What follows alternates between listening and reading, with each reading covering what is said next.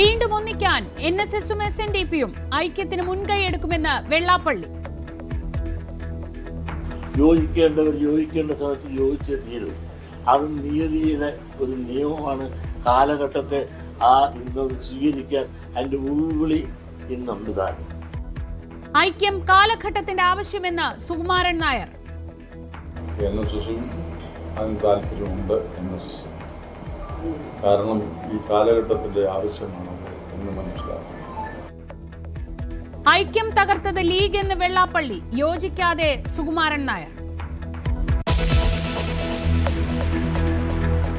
വെള്ളാപ്പള്ളിക്കും Sukumaran നായർക്കും VD സതീശന്റെ മറുപടി. താൻ പറയുന്നത് വർഗീയതയ്ക്കെതിരെ, എല്ലാ നേതാക്കളെയും കാണുന്ന ആളാണ് താനെന്നും VD സതീശൻ.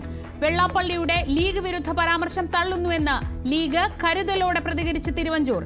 വെള്ളാപ്പള്ളിയുടെ അഭിപ്രായത്തോട് യോജിപ്പില്ലെന്ന് K മുരളീധരൻ. തിരുവനന്തപുരം നെയ്യാറ്റിൻകരയിൽ 1 വയസ്സുകാരന്റെ മരണത്തിൽ ദുരൂഹത നീക്കാൻ പോലീസ്. പിതാവ് ഇപ്പോഴും പോലീസ് നിരീക്ഷണത്തിൽ.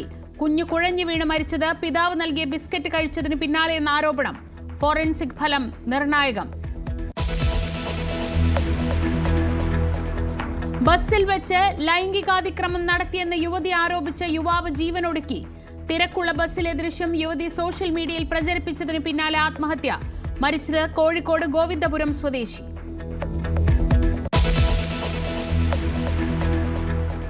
സംസ്ഥാന സ്കൂൾ കലോത്സവത്തിൽ കിരീടമുറപ്പിച്ച കണ്ണൂർ. നിലവിലെ ചാമ്പ്യന്മാരായ തൃശൂർ 2ാം സ്ഥാനത്ത്.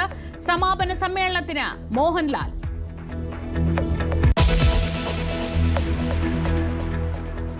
മുൻ CPM MLA S Rajendran BJPയിൽ.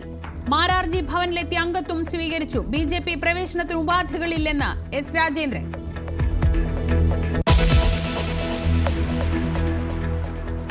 Donald Trump കുറ്റവാളിയെന്ന അയത്തുള്ള അലി ഖമനേയി.